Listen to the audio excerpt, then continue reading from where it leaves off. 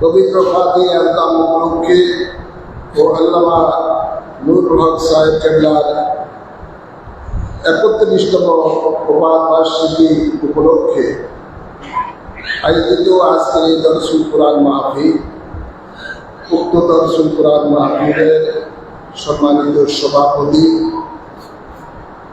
সম্মানিত দরস পেশকারী বিশিষ্ট আলিম দ্বীন হিন্দুল্লাহ মৌলানা আব্দুল ওয়াদুদ সাহেব রয়েছেন, মৌলানা মুফতি বেলায়েত হোসেন দালালি সাহেব সহ আনিসুর রহমান আল কাদিরি সাহেব সহ মৌলানা কামাল হোসেন সহ অনেক ওলামায়ে কেরাম রয়েছেন। উপস্থিত মুরব্বিয়ানে যান, আমার তরুণ যুবক বাবারা, পর্দার আড়ালে রয়েছেন আমার মা ও বোনেরা, আসসালামু আলাইকুম ওয়া রাহমাতুল্লাহি ওয়া বারাকাতুহু। আসুন আমরা মহান রব্বুল ইজ্জতের দরবারে শুকরিয়া আদায় করি, যিনি আমাদের সকলকে প্রতি বছরের ন্যায় এবারও আল্লাহর একজন অধিক স্মরণে ফাতিহা মাহফিলে উপস্থিত হতে পেরেছি। এই জন্য মাহবুদের দরবারে সকলে শুকরিয়া দান করি আলহামদুলিল্লাহ।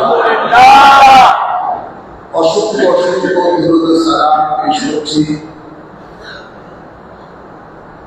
আমাদের আকা মাওলানা তাজদার মদিনা হায়াতুন নবী নূরের নবী রহমতের নবী কদম মুবারকে আল্লাহুম্মা আমিন। আল্লাহুম্মা আমিন। সাথে সাথে অসংখ্য দরুদ ও সালাম পেশ করছি নবী পরিবারের আওলাদের কদম মুবারকে আল্লাহুম্মা আমিন।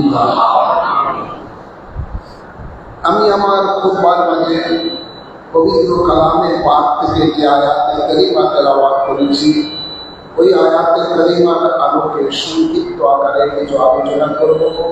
তারপরে আপনাদেরকে নিয়ে আজকের মাহফিলের আগে নাজাত দেব। আল্লাহ কবুল করুন। বাইরে যারা আছেন মেহরবানি করে মসজিদে চলে আসুন, আজকের এই বরকতপূর্ণ দোয়ার মাহফিলে অংশগ্রহণ করুন। আরেকটি বছর ঘুরে আসলে আমাদের জীবনে এই দোয়ার মাহফিল আমরা পাবো কিনা সন্দেহ আছে। হতে পারে এর আগে আমাদের দুনিয়া থেকে বিদায় নিয়ে যেতে হবে। তাই প্রত্যেকে ঘোরাফেরা না করে মেহরবানি করে মসজিদের মধ্যে আসুন, দোয়ায় অংশগ্রহণ করুন। আল্লাহ সকলকে আশা তৌফিক দান করুন।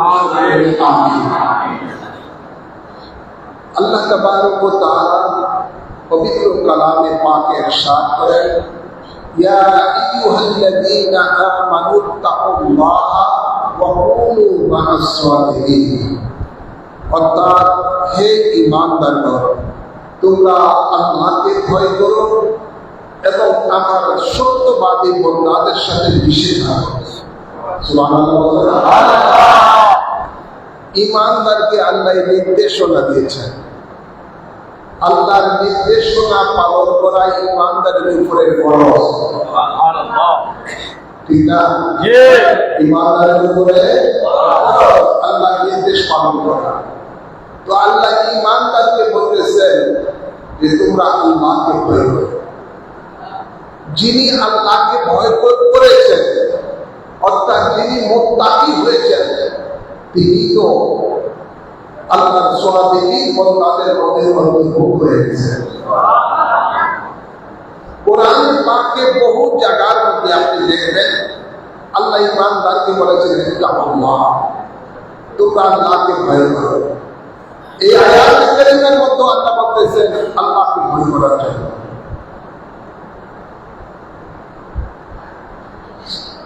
আল্লাহ তাবারক ওয়া তাআলা ইরশাদ করেন, ইয়া আইয়ুহাল্লাযীনা আমানু তাকুল্লাহা হাক্কা তুকাতিহি, হে ঈমানদারগণ তোমরা আল্লাহকে ভয় করার মতো ভয় করো। সুবহানাল্লাহ বলেন না?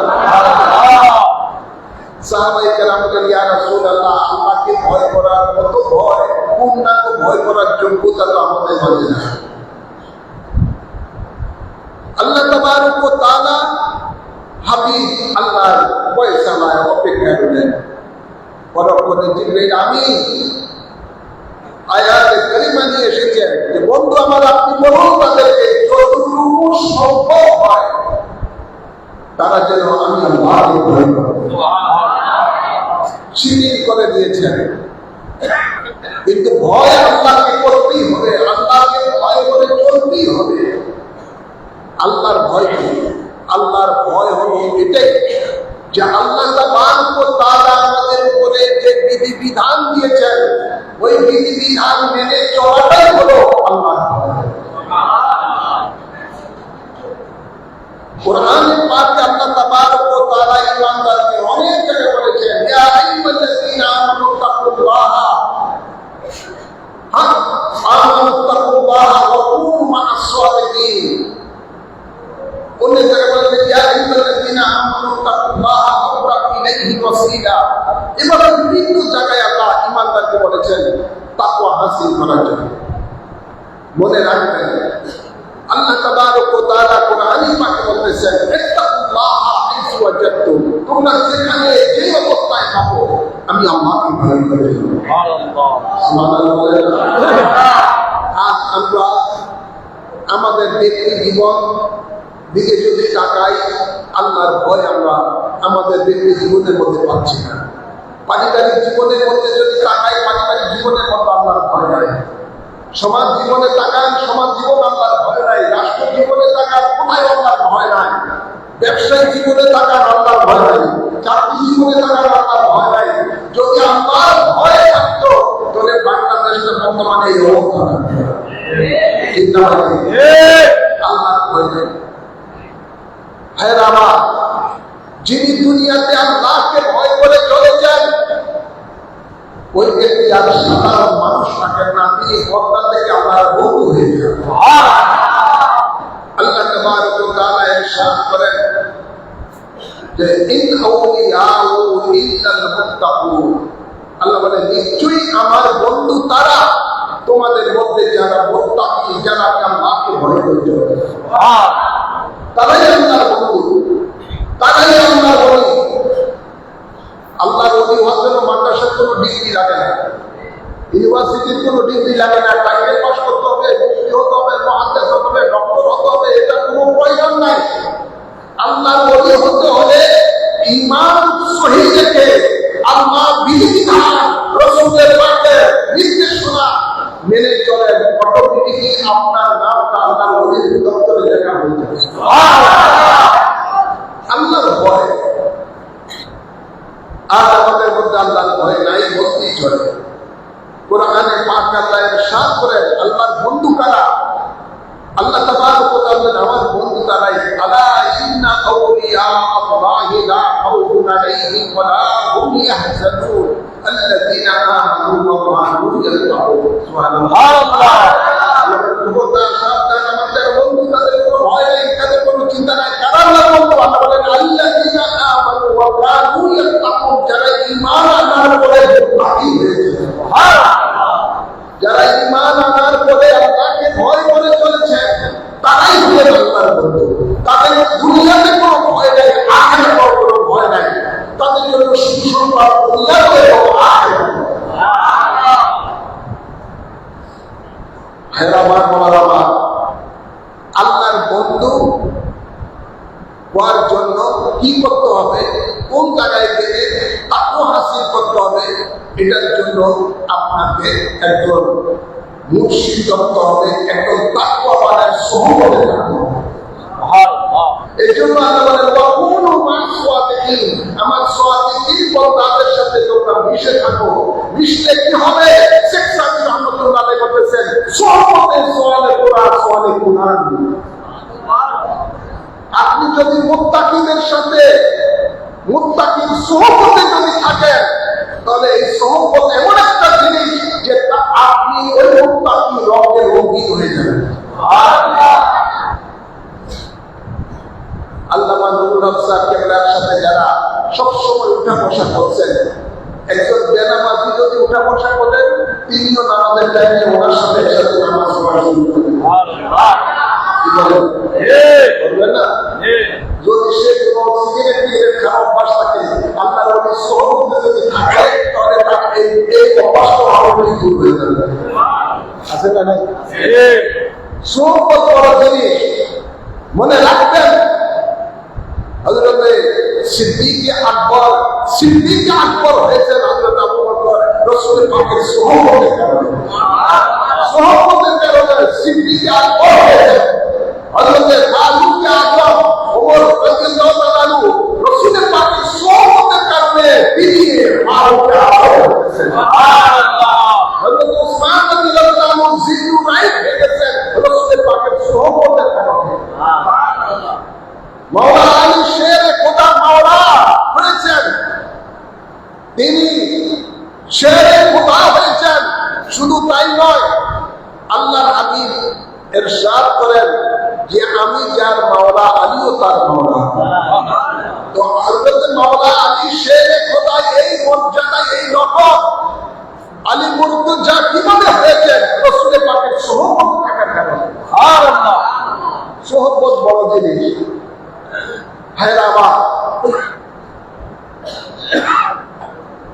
আল্লাহ কোরআনে পাকে বলেন ওয়াকুনু মা'আস সাদিকিন, তুমি তাকওয়া হাসিল করতে চাও আমার সাদিকিন বান্দাদের সাথে তোমরা মিশে থাকো। যেহেতু সাদিকিন বান্দারাই হলেন মুত্তাকিন, সাদিকিন বান্দারাই হলেন মুত্তাকিন। কোরআনে পাকে আল্লাহ ইরশাদ করেন ومن يطع الله ورسوله فأولئك أنعم الله من النبيين والصديقين والشهداء والصالحين وحسن أولئك رفيقا। سبحان الله। আল্লাহ তাবারক ওয়া তাআলা নিয়ামত প্রাপ্ত কারা? হযরত সাওবান রাদিয়াল্লাহু তাআলা একদা রাসূল পাকের দরবারে বিষণ্ণ চেহারা নিয়ে বসা আছেন। আল্লাহর নবী তাকে বললেন, এই সাওবান, তোমার চেহারার মধ্যে মলিন ভাব কেন? হযরত সাওবান রাদিয়াল্লাহু তাআলা বলেন, ইয়া রাসূলুল্লাহ সাল্লাল্লাহু আলাইহি ওয়াসাল্লাম, কয়েকদিন ধরে আমার মনে একটা খেয়াল বারবার জাগতেছে, সমাধান পাচ্ছি না, এই চিন্তায় চিন্তিত। কি খেয়াল? ইয়া রাসূলুল্লাহ সাল্লাল্লাহু আলাইহি ওয়াসাল্লাম, দুনিয়ায় যখন আপনার বিভিন্ন কাজে থাকি, আপনার কথা মনে পড়ার সাথে সাথে সব কাজ রেখে দিয়ে আপনার সোহবতে চলে আসি, আপনার দরবারে চলে আসি, আপনার সোহবতে চলে আসি। আপনার চেহারা মোবারক দেখলে আমার মনের সব দুঃখ মিটে যায়, এমনকি হৃদয় দূর হয়ে যায়, ঘুমও থাকে না, শুধু আপনার চেহারা মোবারকের দিকে তাকাই থাকতে বসে যায়। হ্যাঁ আমার তো সাওবান বলতে, ইয়া রাসূলুল্লাহ সাল্লাল্লাহু আলাইহি ওয়াসাল্লাম, আপনার সোহবতে থাকার কারণে আমার বিশ্বাস আল্লাহ পরকালে আমাকে জান্নাত দিবেন। কিন্তু যেই জান্নাতে আমাকে আল্লাহ দিবেন, ওই জান্নাতের মধ্যে যদি আপনার কথা মনে পড়ে আর আপনাকে যদি না পাই, যেহেতু আপনি থাকবেন তো ফার্স্ট ক্লাস জান্নাত, আমি তো আপনার গোলাম, আল্লাহ হয়তো আপনাদের দয়া করে একটা জান্নাত দিবেন, সেটা হতে পারে লো ক্লাসে, কিন্তু আপনি তো থাকবেন আপার ক্লাসে। তা আপনার জন্য তো ওই জান্নাত আর সুখের হবে না, এই চিন্তায় আমি চিন্তিত, আমার উপায় হবে। তখনই আল্লাহ তাবারক ওয়া তাআলা জিবরিল আমিনকে পাঠিয়ে দিলেন এই আয়াত কারিমা নিয়ে। আল্লাহ তাবারক ওয়া তাআলা ইরশাদ করেন, যারা আল্লাহ এবং রাসূলের তাবেদার হবে, আল্লাহ রাসূলের যারা তাবেদার, তারাই হবে মুত্তাকিন। তাদের উপর নাম হলো মুত্তাকিন। যারা আল্লাহ রাসূলের তাবেদারি করে চলবেন তারাই তো মুত্তাকিন। আল্লাহ বলেন, যারা আল্লাহ এবং রাসূলের তাবেদারি করবে, আল্লাহ তাদেরকে ওই সমস্ত নিয়ামত দান করবে যে এরা পরকালে থাকবে নবীগণের সাথে। এরা থাকবে সিদ্দিকগণের সাথে জান্নাতে, এরা থাকবে শহীদগণের সাথে জান্নাতে, এরা থাকবে আউলিয়া কেরামগণের সাথে জান্নাতে। আল্লাহ তাদের সেই অবস্থানটা কতটা বন্ধুময় অবস্থান হবে। তো সোহবতের কারণে আজকে এত বড় নিয়ামত আপনার মিলবে। আল্লাহর হাবিব বলেন, দুনিয়াতে যার সাথে যার সোহবত মহব্বত থাকবে তার সাথে তার পরকালে হাসর নষ্ট হবে। তো আপনারা যারা আছেন আল্লাহর ওলির মহব্বতে সোহবতে থাকবেন, দেখবেন এই ওলির সাথে আপনার সাথে পরকালে হাসর নষ্ট হবে। আমি বলেন, আমি বলেন। আমাদের দেশে আজকে এক শ্রেণীর তথাকথিত মুনাফিকেরা তারা বলতো ওলি আল্লাহর কাছে যাইও না, ওলি আল্লাহর মাজার জিয়ারত করা সেরে, মাজার জিয়ারত করা এটা পূজার সমতুল্য। নাউজুবিল্লাহ বলেন। মাজার পূজারী বলে যারা মুনাফিকেরা মানুষকে বিভ্রান্ত করত, প্রোপাগান্ডা করত, ওই সমস্ত লোকগুলো আল্লাহর ওলিদের বিরোধিতা করেছিল। বিরোধিতা করে আল্লাহর ওলিদের মাজারে যাওয়া নিষেধ করে। আল্লাহ এই জন্য তারা আল্লাহর ওলিদের মাজারগুলোকে জায়গায় জায়গায় ভাঙচুর করেছে। নাউজুবিল্লাহ বলতেন না? ভাইরা আমার, বাবার আমার, আল্লাহ হাদিসে কুদসি বলেন, বাতে ইরশাদ করেন, মান আদালি ওয়ালিয়ান ফাকাদ আযানতু বিল হারব। আমার ওলিদেরকে যারা কষ্ট দেয় আমি আল্লাহ তাদের বিরুদ্ধে যুদ্ধ ঘোষণা করে দিই। ওদের জিন্দেগি দুনিয়াতে এবং আখিরাতে থাকবে। আজকে আপনারা দেখেন, যারাই আল্লাহর ওলির বিরোধিতা করেছে, আল্লাহর কি মর্জি, যে মিথ্যা প্রপাগান্ডা মানুষকে সুন্নি জনতাকে তারা করেছে যে মাজার পূজারী, আজকে আল্লাহ বাস্তবে দেখে দিয়েছেন ওই আল্লাহর সাথে দুশ্মনী করার কারণে ওরা হলো মূর্তি পূজারী। ওরা কি মূর্তি পূজারী? দেখছেন না? দেখছেন না? মূর্তি পূজারী, মূর্তি পূজারী। আমরা তো আল্লাহর ওলির মাজার পূজা করি না, আল্লাহর ওলির মাজার জিয়ারত করি। আল্লাহর ওলিকে ভালোবাসি, এই জন্য ভালোবাসি আল্লাহর ওলির সাথে আল্লাহর সাথে সম্পর্ক। যারা আল্লাহর প্রেমে নিজের অস্তিত্বকে দুনিয়ার মোহকে সমাপ্ত করে আল্লাহর প্রেমে নিজেকে ওরাই করে দিয়েছেন, ওরাই তো আল্লাহর বন্ধু, ওরাই আল্লাহর বন্ধু। হাদিসের মধ্যে পাওয়া যায়, আল্লাহ তাবারক ওয়া তাআলা ইরশাদ করেন যে যারা ফরজ ইবাদত করার পরে বেশি বেশি করে নফল ইবাদত করে, ওই সমস্ত বান্দাদেরকে আমি আমার খুব কাছের করে আনি। কাছের করে আনার পরে আমি আল্লাহ তাকে বন্ধু বানিয়ে দিই।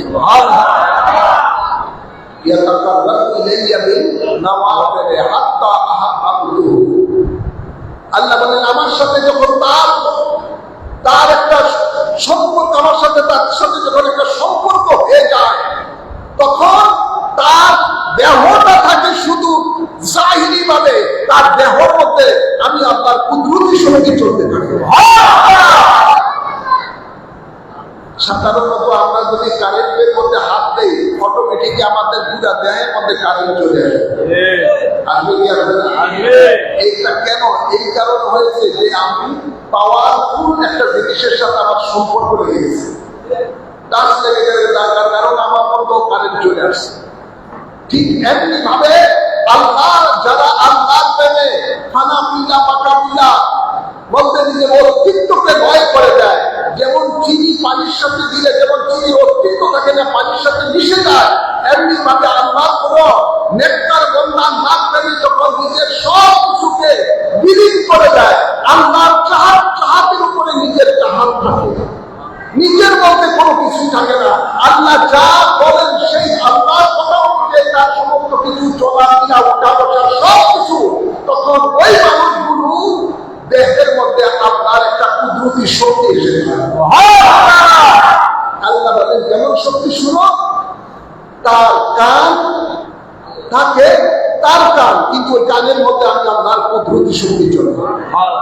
তার মুখ আছে ঠিকই, কিন্তু ওই মুখের মধ্যে আমি আপনার কুদরতি শক্তি চলতে থাকে। তার চোখ আছে, চোখের মধ্যে আমি আপনার কুদরতি শক্তি চলতে থাকে। তার হাত আছে চাইনিভাবে, ওই হাতের মধ্যে আমি আপনার কুদরতি শক্তি চলতে থাকে। তার পা আছে, পায়ের মধ্যে আমি আপনার কুদরতি শক্তি চলতে থাকে।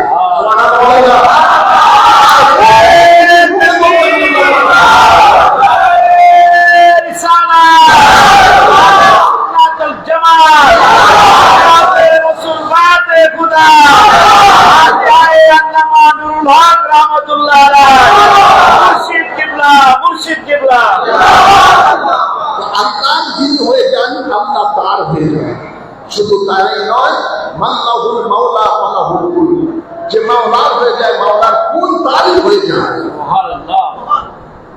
আমরা দুঃখজনক হলো সত্য, আমরা আজও আল্লাহ হতে পারি না। আল্লাহ আমাদেরকে যেই পথে বলেছেন চলার জন্য, আজকে আমরা সেই পথে চলি না, আমরা চলি যার উল্টো পথে। তো এই উল্টো পথ থেকে সোজা পথে আসার জন্য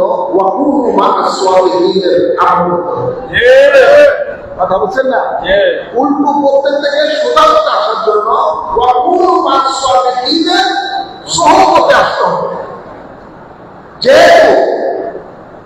এই আল্লাহর এই মাহবুব বন্দারাই হলেন আল্লাহর নিয়ামত প্রাপ্ত বন্দা, আর সেই আল্লাহর নিয়ামত প্রাপ্ত বন্দারা, আল্লাহর নিয়ামত প্রাপ্ত বন্দারা তারা হয়েছেন যারা আল্লাহর দেওয়া রাস্তার মধ্যে চলেছেন। এই দিন আছে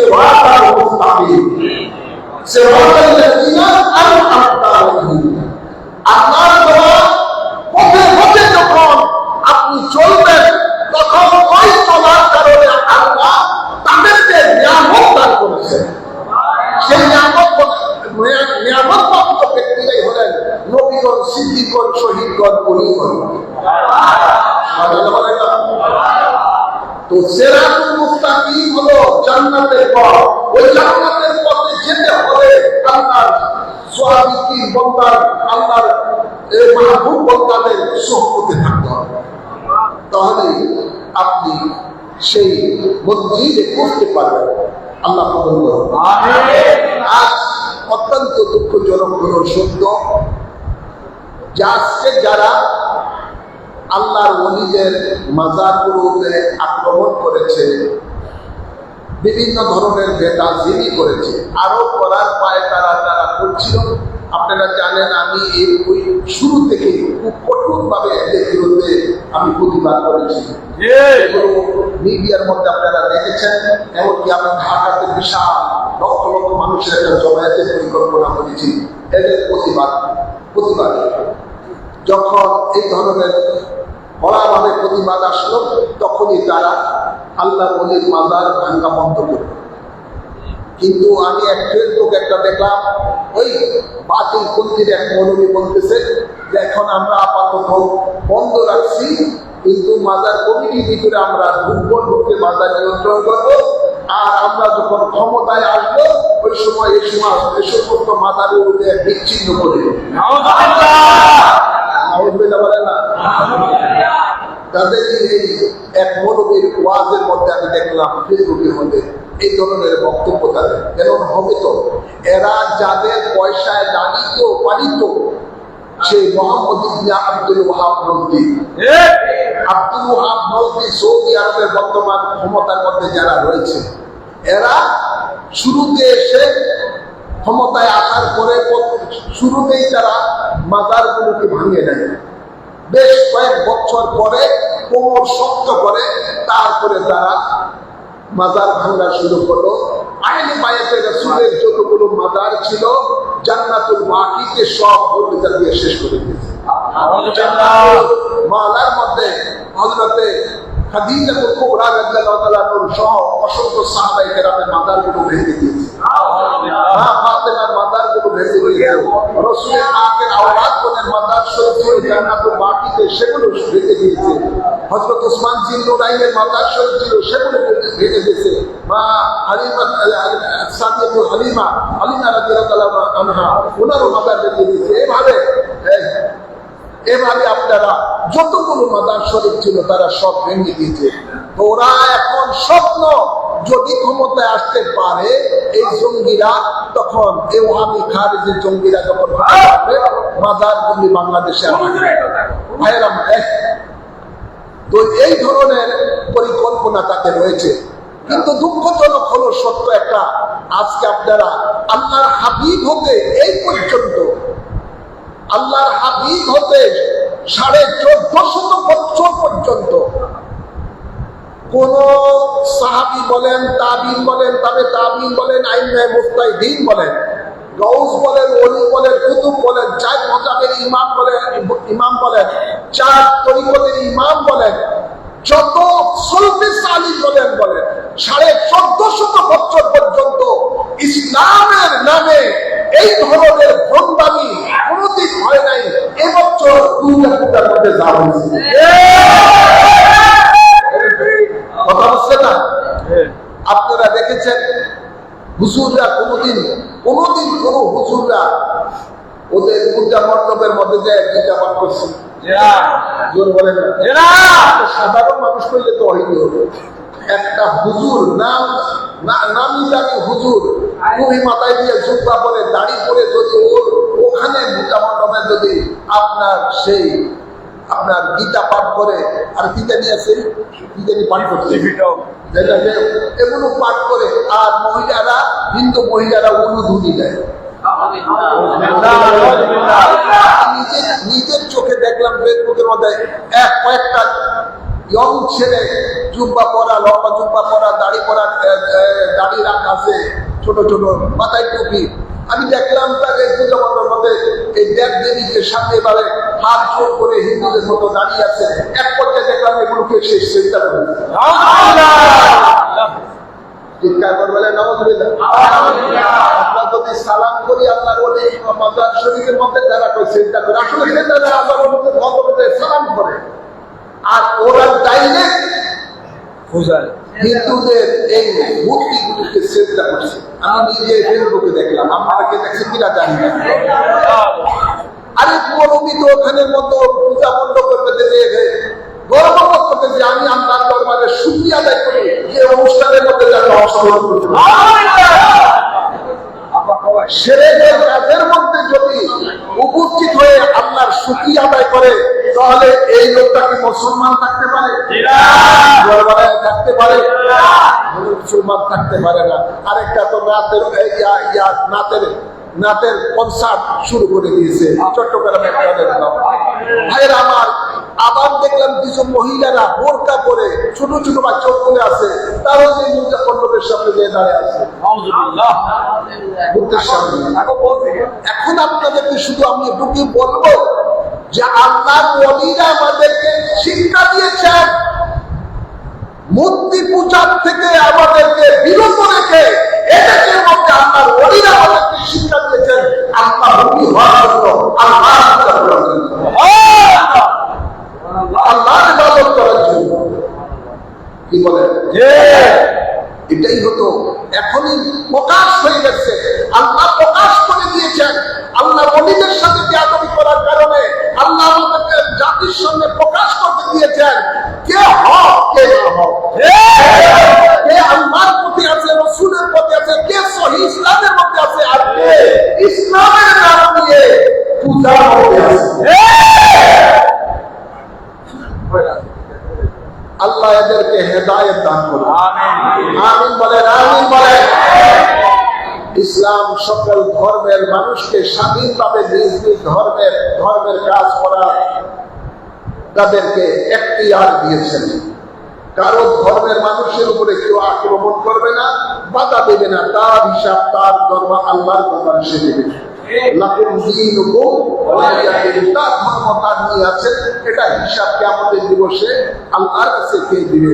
কিন্তু মুসলমান হয়ে কখনো তাদের এই পূজা মণ্ডপের মধ্যে গিয়ে এগুলোর সামনে গিয়ে গীতা পাঠ করা, এগুলোকে সম্মান করা, শুকরিয়া আদায় করা, এগুলোকে পাহারা দেওয়া, এটা কখনো ইসলাম 1400 বছর পর্যন্ত কোন মুসলমান এটা করে না।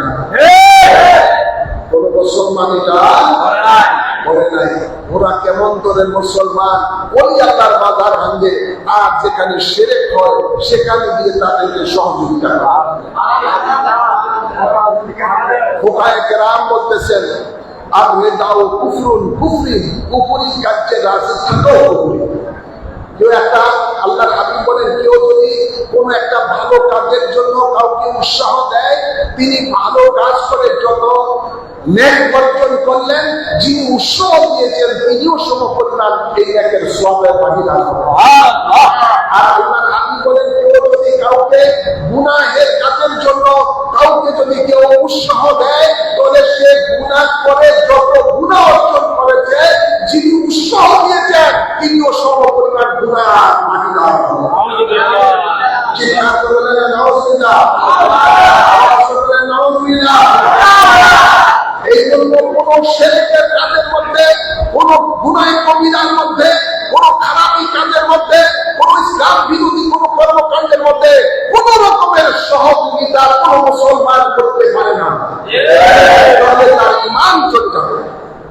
কি চলে যাবে? ঈমান চলে যাবে। কুফরি কাজে রাজি থাকাও কুফরি। আল্লাহ হেদায়েত দান করুন, আমিন বলেন। এগুলো এই সমস্ত পরিহিত কাজ একমাত্র মুনাফিকের দ্বারাই সংগঠিত হয়, কোন ঈমানদার দ্বারা সংগঠিত হয় না। ভাইয়েরা আমার, বাবারা আমার, আমি শুধু এটুকুই বলবো, আল্লাহর ওলিদের সোহবতে থাকবেন। আল্লাহর ওলিদের সোহবতে থাকলে আপনি বেদাবি হলো আপনি দাবিওয়ালা হবেন। আল্লাহ কবুল করুন, আমিন বলেন। আমার নুরুল সাহেব কেবলা মুত্তাকি ছিলেন কি ছিলেন না? ছিলেন কি ছিলেন না? তাকওয়াতে তিনি ভরপুর ছিলেন, ঈমানের ব্যাপারে তিনি মজবুত ছিলেন, ঈমানের ব্যাপারে ভরপুর ছিলেন। সত্যের শক্তি নাই, কিন্তু দুশমনের রসুলটাকে দাঁতগুলো খালি চিবায়, জিগে, হ্যাঁ, জিগে দাঁতগুলো শুধু চাবাইতে থাকে। ভাইরা আমার, এটাও একটা ঈমানের একটা নিশান। আপনার দুশমনের রসুল যারা, আপনার যদি শক্তি থাকে তার বিরুদ্ধে শক্তি দ্বারা তার প্রতিরোধ করে। যদি এটা সম্ভব না হয় তাহলে মুখে মুখে তার প্রতিবাদ করেন। যদি সেটাও সম্ভব না হয় তবে অন্তরে ঘৃণা করে থাকে, অন্তরে ঘৃণা করেন। এটা হলো থার্ড ক্লাস পর্যায়ের ঈমানের অবস্থান। তাই আপনাদের সকলকে বলবো, যেই কথা আল্লাহর হাবিব ভবিষ্যৎবাণী করেছিলেন যে আমার উম্মতের এমন একটি সময় আসবে, আমার উম্মতের অনেকে এই শিরক কাজের মধ্যে, মূর্তি পূজারীর মধ্যে লিপ্ত হয়ে যাবে। আবার কেউ তো মূর্তি পূজারীদের সাহায্যকারীদের সাথে মিশে যাবে। আজকে সেই বাস্তব নমুনা আমরা বাংলাদেশের মধ্যে দেখতে পাই। আপনাদেরকে শুধু এটুকুই বলবো যে আজকে আমাদের সকলকে ঐক্যবদ্ধ হতে হবে। আমাদেরকে সীসা ঢালা প্রাচীরের মতো আমাদের ঐক্যবদ্ধ হতে হবে। আল্লাহ বলেন, ওয়াতাসিমু বিহাবলিল্লাহি জামিআন ওয়া লা তাফাররাকু। তোমরা ঐক্যবদ্ধভাবে আমার হাবলকে, রাসূলকে আঁকড়ে ধরো, তোমরা বিচ্ছিন্ন হও না।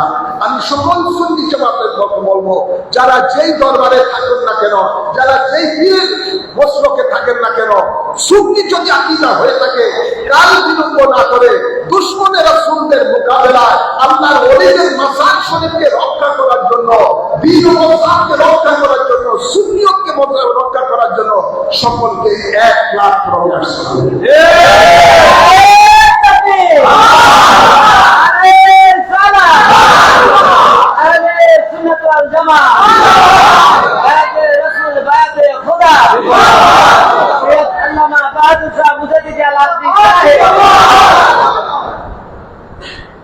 আল্লাহ নবী রহমতুল্লিল আলামিন বলেছিলেন যে আমার উম্মতের এমন একটি সময় আসবে জ্বলন্ত কয়লা হাতের তালুতে রাখলে যেমন কষ্টকর হবে, ইমান রাখা এমন কষ্টকর হয়ে যাবে।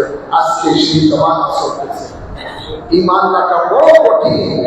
আপনি যদি ফেসবুক খোলেন, মিডিয়াগুলো, ইলেকট্রনিক্স মিডিয়াগুলো খোলেন, দেখবেন আজকে কতগুলো মুনাফিক মৌলবী কোরআনের রেফারেন্স দেয়, সহিহ হাদিসের রেফারেন্স দেয়। আসলে সহিহ হাদিসের সাথে কোনো সম্পর্ক নাই, কোরআনের সাথে কোনো সম্পর্ক নাই। ওই বিদেশি সুন্নি আকীদা বিরোধী বক্তব্য দিয়ে যাচ্ছে। আর ইয়ং জেনারেশন মনে করে এটাই সহি। আল্লাহ হেদায়েত করুন। আমিন বলেন, আমিন বলেন। আল্লাহর ওলিরা আমাদেরকে যে পথ ও মত দেখিয়েছেন, এটাই হলো সহিহ পথ, এটাই হলো সিরাতুল মুস্তাকিমের পথ। আর এই পথের মধ্যে থাকার জন্য আল্লাহর ওলিদের নামান আঁকড়ে ধরতে হবে। আল্লাহ কবুল করুন। আমিন বলেন, আমিন বলেন। আল্লাহর ওলিদের নামান আঁকড়ে ধরতে হবে। আল্লামা নুরুল হক সাহেব কেবলা যে কিতাবগুলো, যে বইগুলো লিখেছেন, এগুলো নিজে পড়বে, নিজের সন্তানকে পড়তে দিবেন। আমার মহান মুর্শিদ অনেকগুলো কিতাব, অনেকগুলো তিনি বয়ান দিয়েছেন। আজকে সেগুলো আমিও প্রকাশনা শুরু করে দিয়েছি। আপনারা ইতিপূর্বে দেখেছেন বয়ানে ইমামে রব্বানী নামে একটি কিতাব আমি হুজুর কেবলা ছাপিয়েছি, যেটা অত্যন্ত অত্যন্ত মূল্যবান। 420 পৃষ্ঠা এই কিতাবটা, যেটার মধ্যে ঈমান রক্ষা করার জন্য যা যা দরকার নসিহত আল্লাহর ওলি সেটার মধ্যে করে দিয়েছে, এবং আমল ঠিক রাখার জন্য কি কি দরকার সবগুলো সেই কিতাবের মধ্যে আপনারা পাবেন। কিন্তু আমাদের দুঃখ হলো এটাই, আমাদের সুন্নি জামাতের লোকেরা নিজেও কিতাব পড়ে না, সন্তানদেরকে পড়ানো দেয়। অথচ বাকিরা তারা নিজেরাও পড়ে, নিজের সন্তানদেরকেও ওই বাকি আকীদার সম্পূর্ণ বই বই পড়তে দেয়। এটাই জন্য আমাদের জন্য সবচেয়ে বড় একটা বদ খেয়াল, যে আমরা নিজেও চেষ্টা হই না, নিজের সন্তানদের চেষ্টা হই না, চেষ্টা করি না। আমি অনেক অনেক সুন্নি জামাতের মুরব্বীদেরকে দেখেছি যারা আমার মুর্শিদ কেবলার কাছে বায়াতে রাসূল নিয়েছেন, যারা আল্লামা নুরুল হক সাহেব কেবলার সোহবতে ছিলেন। এই ধরনের অনেক লোক দুনিয়াতে ছিলেন, ওনারা ঠিকই পর্যায়ে ছিলেন, কিন্তু ওনাদের সন্তানদেরকে উনি যে পথের মধ্যে যে আকীদার বিশ্বাসী সেটার উপরে সন্তানদেরকে তালিম দিয়ে যায় নাই। যার কারণে অনেকের সন্তানের এখন বিপদ হয়েছে। আছে না নাই? অনেকের সন্তানেরা বিপদগামী হয়েছে। তো আল্লাহ তাবারক ওয়া তাআলা এটা পারে বলেন, তুমি নিজে জাহান্নামের আগুন থেকে বাঁচো, তোমার আত্মা জাহান্নামের আগুন থেকে বাঁচো। তাই আপনারা যারা রয়েছেন, হুজুর কেবলার এই নতুন বইটি যেটা ছাপানো হয়েছে, এটা 5 খণ্ডে পর্যায়ক্রমে ছাপানো হবে। এখন প্রথম খণ্ড 420 পৃষ্ঠা রয়েছে, আপনার গাড়ি মধ্যে আনে নাই, ওখানের মধ্যে রয়েছে। আপনারা যারা পারেন এই কিতাব নিবেন, পড়বেন এবং পরিবারকে পড়তে দিবেন। অনেক সময় দেখা যায় অনেক বিবিরা এই আপনার টিভির মধ্যে বিভিন্ন ধর্মীয় অনুষ্ঠানগুলো দেখে, কিন্তু অনুষ্ঠানগুলো যারা করে অধিকাংশ সব হলো সালাফি জামাতি, কথা বলছেন না? ওগুলো সব সুন্নি আকীদার বিপরীত বক্তব্য দেয়। আর মা বোনেরা মনে করে যে এটাই সহি, এটাই ভালো। এই অবস্থাটা আজকে হচ্ছে। আমি বাস্তব আপনাদের কাছে একটা কথা তুলে ধরতে চাই। আমার বড় ভক্তিপতি মাওলানা মজিবুল হক, তিনি যার ঘরে আমার হুজুর কেবলার ইন্তেকাল হয়েছিল, উনি ওনার থাকা অবস্থায় যতদিন ছিলেন উনি মাওলানা ছিলেন, ঢাকা আলিয়া মাদ্রাসা থেকে কামিল পাস করেছেন। তো উনি যতদিন দুনিয়াতে ছিলেন, থাকার পরে তিনি কি করতেন, তার আব্বা মৃত্যুবার্ষিকী উপলক্ষ করে খতমে কোরআন পড়াতেন, মিলাদ শরীফ পড়াতেন এবং আত্মীয় স্বজনকে দাওয়াত দিতেন, পাড়া প্রতিবেশীকে দাওয়াত দিতেন, আমাকেও দাওয়াত দিতেন, দোয়া হতো এবং তদারকের ব্যবস্থা হতো। কি দুর্ভাগ্য হলো অবস্থাটা, যারা ওনার অবস্থা থাকে, ওনার বোনেরা সহ ভাই ভাতিজা সহ যারা ছিলেন, ওরা ওনার অবস্থা থাকা অবস্থায় ঠিকই সেটা উনি পালন করছেন। বিরিয়ানি খাওয়ার জন্য, দাই খাওয়ার জন্য আসতো, অনুষ্ঠানের অংশগ্রহণ করতো। ওনার ইন্তেকালের পরে এখন এই অনুষ্ঠান যারা আসতো, তারাই বলতেছে না এটা এই হুজুরদের থেকে শুনছি মৃত্যুবার্ষিকী পালন করা এটা বেদাত সেরে। এখন টোটালি বন্ধ হয়ে গেছে, এখন কি হয়েছে এটা বন্ধ হয়ে গেছে। তো এরকম প্রত্যেকে অনেকে সুন্নি পরিবারের মধ্যে সুন্নি চর্চা পাতে এগুলো চলে আসতেছে, মিলাদুল নবীর আপনার অনুষ্ঠান চলে আসতেছে। পূর্বপুরুষ কিন্তু এতেকালের পরে তাদের নামে এতেকাল বার্ষিকীতে বিশেষ দোয়ার ব্যবস্থা করা হতো। এগুলো ফাঁকি এগুলো দীর্ঘ বছর ধরে পরম্পরা চলে আসতেছে। এখন ইদানিং কালে সালাফি মৌলবী ওয়াহাবীদের ফেসবুকের মধ্যে এবং মিডিয়ার মধ্যে বিভিন্ন ভাবে এদের ওয়াজ শোনার পরে এখন এগুলো সব বন্ধ হয়ে গেছে। এটা বাস্তব। আজকে আপনার এই যে এখানে আল্লামা নজরুল ইসলাম কেবলার ইন্তেকাল বার্ষিকী উপলক্ষে এখানে যে অনুষ্ঠানটা হচ্ছে, খোদা না করুক মানুষ তো চিরঞ্জীব না, আজ আছে কাল চলে যাবে, ঠিক না ভাই? আপনার সন্তানকে যদি এই লাইনের মধ্যে না আনেন, এই অনুষ্ঠানের মধ্যে যদি অংশগ্রহণ না করেন, এই সম্বন্ধে যদি আপনি না বুঝান, তাহলে আপনার পরে আপনার সন্তান বা এই অনুষ্ঠান আসবে। ওই বাতিলদের খপ্পরে পড়ে তারাও এটা বিরোধিতা করতে থাকবে। তো এই জন্য আমি আপনাদেরকে বলবো, নিজে ইসলাম হন, নিজের সন্তানদেরকে পরিবারদেরকে ইসলাম করেন, আল্লাহর ওলিদের সোহবতে থাকেন। আমি যে আয়াতে কারিমা পড়েছি, ইয়া আইয়ুহাল্লাযীনা আমানুত্তাকুল্লাহ ওয়া কুনু মা'আস সাদিকিন, হে ঈমানদারগণ তোমরা আল্লাহকে ভয় করো এবং আমার সাদিকিন বন্দাদের সাথে তোমরা মিশে থাকো। নিজে মিশবে, নিজের সন্তানদেরকে আল্লাহর ওলিদের সোহবতে রাখবেন। নিজে জিয়ারত করবেন, নিজের সন্তানদেরকেও জিয়ারত সাথে নিয়ে আসবেন জিয়ারত করার জন্য। নিজের মা বাবার কবর জিয়ারত করবেন, নিজের সন্তানদেরকেও মা বাবার কবর জিয়ারত করার জন্য সাথে নিয়ে যাবেন। আপনি বললে এই সন্তান আমার আপনার কবর জিয়ারত করবে, কি বলেন? আর যদি আপনি না যান, তাহলে আপনার সন্তান আপনার মনে আপনার মনে আপনার এক বড় হবে। তাই আপনাদেরকে এই জন্য বলবো, আল্লাহর ওলিদের শুরু করতে থাকবেন। আল্লাহর ওলিরা যে পথ আমাদেরকে দেখিয়েছেন, সেই পথ এবং পথে থাকবেন। নতুন নতুন ফিতনার সৃষ্টি হচ্ছে, বাতিল ইসলামকে আজকে একটা তামাশা বানিয়ে দিয়েছে। ইসলামকে তারা তাদের গোল মতো ব্যবহার করতেছে। তাই এদের থেকে আপনারা সাবধান থাকবেন, আপনার সন্তানদেরকেও এলাকাবাসীদেরকেও সাবধান থাকতে বলবেন। এই মুনাফিকের কপ্পরে পড়ে যেন ঈমান আমল নষ্ট না করে। আল্লাহর ওলিরা আমাদেরকে ইসলামের যে দর্শন শিক্ষা দিয়েছেন, সেই দর্শনের উপরে আমাদেরকে থাকতে হবে। এর বিপরীত কোন দিকে যাওয়া যাবে না, ডাইনে বায়ে কোনো দিকে যাওয়া যাবে না। আল্লাহর ওলি যে সিরাতুল মুস্তাকিমের পথ আমাদেরকে দেখিয়ে দিয়েছেন, সেই পথে আমাদেরকে থাকতে হবে। ডাইনে বায়ে অন্য কোনো পথে যাওয়া যাবে না। সেদিকে আল্লাহ থাকার তৌফিক দান করুন। ওয়া আলাইনা ইল্লাল বালাগ। আসুন দাঁড়িয়ে আমরা আল্লাহর কাছে সালাত করি। ইয়া নবী সাল্লাল্লাহু আলাইহি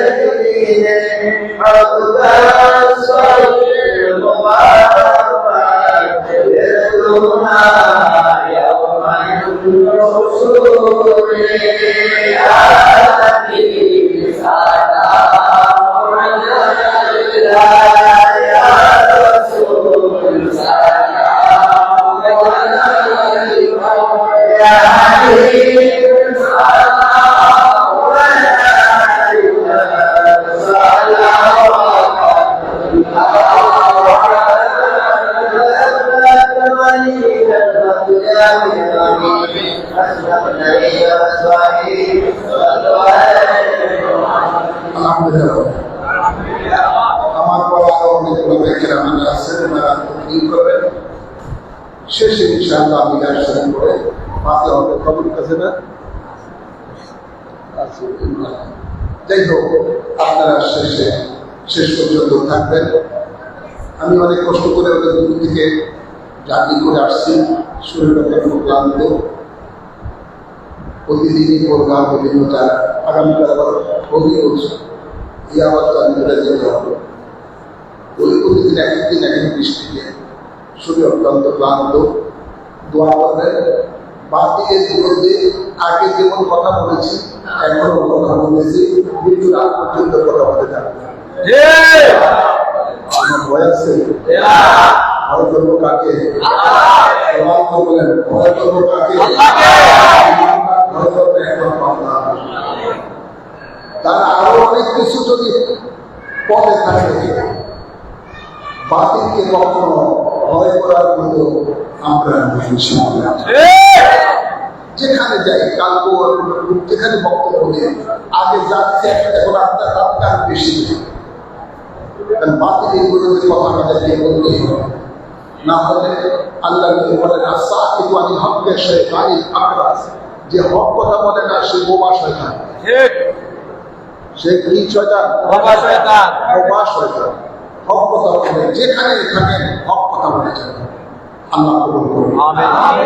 তো যারা কিতাব বইয়ের কাছে কিতাব রয়েছে সেখানে অনেকগুলো কিতাব আছে। এখানে দরবার শরীফ থেকে অনেক কিতাব ছাপানো হয়েছে, খুতবায়ে আকিদা রয়েছে, সাবিলুন নাজাত রয়েছে এবং বায়ানুন নাজাত রয়েছে, আর বায়ানে ইমাম রাব্বানী রয়েছে, কানজুল হুদায়ত রয়েছে। অনেকগুলো কিতাব এই দরবার শরীফ থেকে ছাপানো হয়েছে। যার যেটা দরকার আপনার কিতাব পড়বেন, আমল করবেন, পরিবারকে করতে দিবেন, সন্তানকে করতে দিবেন।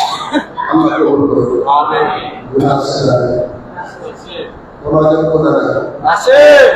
সবাইকে আল্লাহ বলে জেনেছে। আল্লাহ বলি হওয়ার পর তোমার বলার দরকার আছে না নাই? আওয়াজ করবেন আছে না নাই? আল্লাহ কবুল করুন। আসুন আমরা আমাদের বায়াতে রাসূল আমরা যারা আদি করেছি এটাকে তাসদীক করি, নতুনত্ব করি। যারা নতুন আছেন নতুনভাবে বায়াতে রাসূল গ্রহণ করবেন। বায়াতে রাসূলই হলো একমাত্র কুরআন ও হাদিসের আলোকে সহি বায়াত, যে বায়াতে আল্লাহর সন্তুষ্টি মিলে, যে বায়াতে আল্লাহর ইবাদত রহমতের থাকার ব্যবস্থা হয়ে যায়, যে বায়াতে আল্লাহ জান্নাত পাওয়া যায়। সুবহানাল্লাহ বলেন। যে বায়াতে 100 শহীদের সওয়াব পাওয়া যায়। যে বায়াত আল্লাহ মানবুল সাহেবকে না করেছিলেন আমার মুর্শিদের কাছে, সেই বায়াতে আসলে আমরা এবং গ্রহণ করে আল্লাহ জান্নাত লাভ করে জীবনে প্রদান করি। ওটাকে গায়কার সাথে মিলে আমি যা বলি আমার সাথে বলুন বিসমিল্লাহির রহমানির রহিম।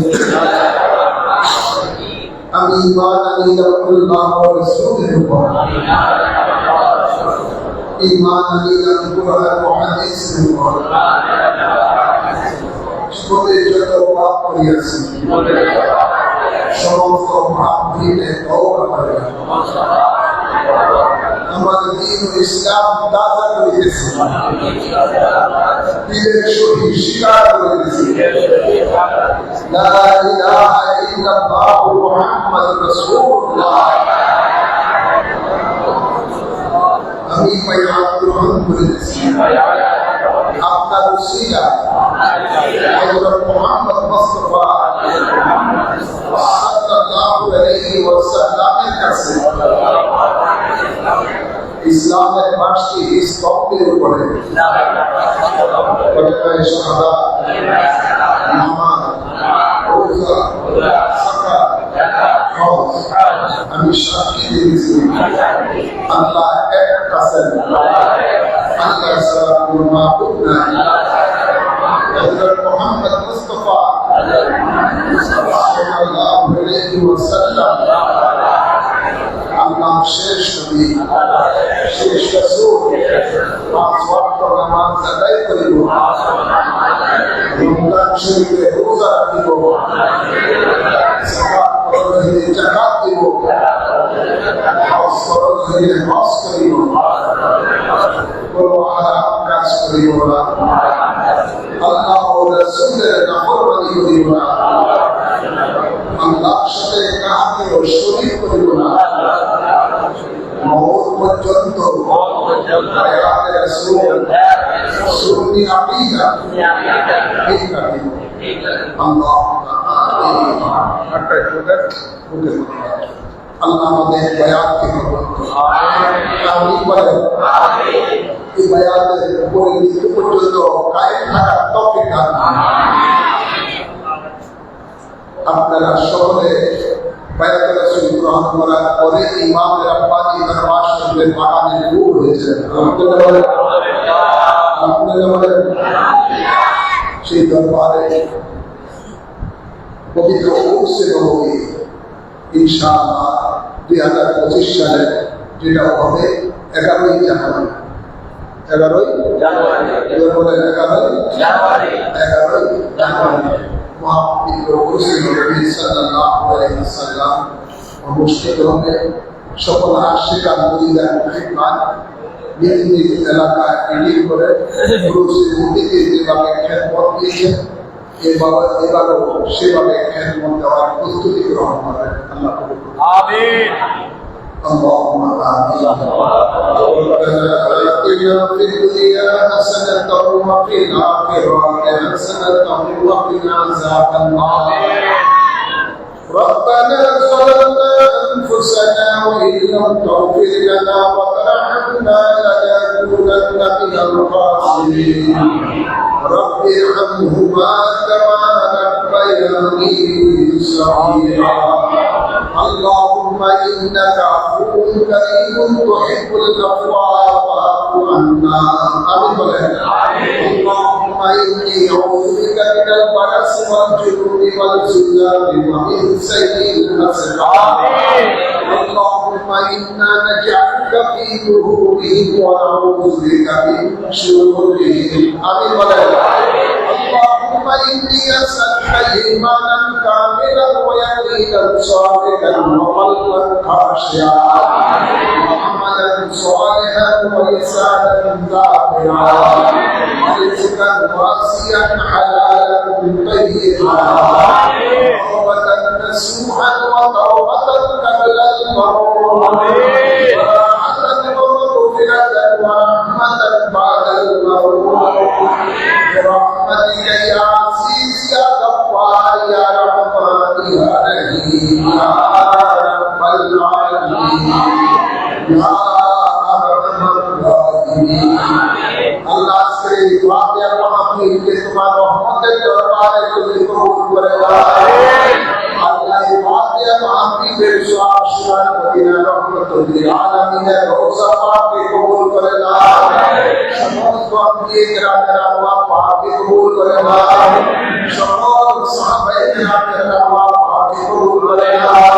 সকল আহলে বাইতে রাসূলের আরওয়াহ পাককে কবুল করে নাও। আসওয়ায়ে মুতাহারার আরওয়াহ পাককে কবুল করে নাও। সকল তাবিঈন তাবিঈনের মুফাসসিরিন রাসূলুল্লাহ তাআলার আরওয়াহ পাককে কবুল করে নাও। বিশেষ করে পিয়ানি বিদাতকে রওজে পাক আব্দুল কাদের জিলানী ওই পাককে কবুল করে নাও। আপনার সুলতান হযরত খাজা গরিবে নওয়াজ ওই পাককে কবুল করে নাও। ইমাম তরিকত কাদিয়াতুর রহমান মাহমুদ নকশবন্দি ওই পাককে কবুল করে নাও। ইমাম রব্বানী গৌস সাদাত কুতুব রব্বানী হযরত শেখ আহমদ সাহেব মুজাদ্দিদ আল সাদি ওই পাককে কবুল করে নাও। ইমাম আবু হানিফা ইমাম শাফি ইমাম মালিক ইমাম হাম্বলের আরওয়াহ পাককে কবুল করে নাও।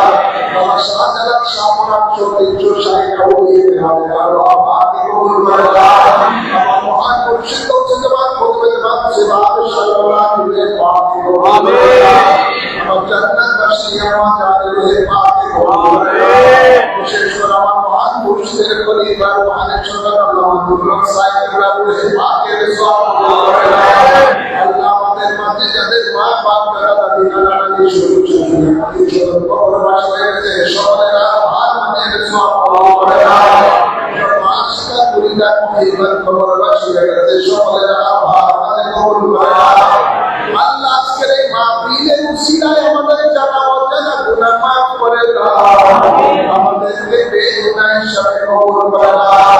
আল্লাহ তোমার মায়ার বান্দাদের সোহবতে থাকার তৌফিক দান করে দাও আমাদেরকে মুত্তাকি হিসাবে কবুল করে দাও আমাদের জাহিরি বাতিনি পবিত্র করে দাও আন্তর্জাতি শয়তান তিনজাতি শয়তানের ধোঁকা থেকে আমাদের ঈমান আমলকে হেফাজত করে দাও আমাদের যারা মুসিবতে আছে মুসিবত দূর করে দাও যারা অসুস্থ আছে তাদেরকে সওয়াব করে দাও বিশেষ করে আমাদের বড় ভাই আল্লাহ আনোয়ার হোসেন আর জামাল চৌহানের যারা অসুস্থ দোয়া চেয়েছে আল্লাহ সম্পর্কে সবাই আজ নসিব করে দাও আল্লাহুম্মা ইয়া শাফিআল আবরার আমি বলে আল্লাহুম্মা ইয়া শাফিআল আবরার আল্লাহুম্মা ইয়া দাফিআল মারিয়াত আল্লাহুম্মা ইয়া হাল্লাল মুশকিলাত ইয়া আইয়ু ইয়া কাইয়ুম বিরহমাতিকা আস্তাগীথ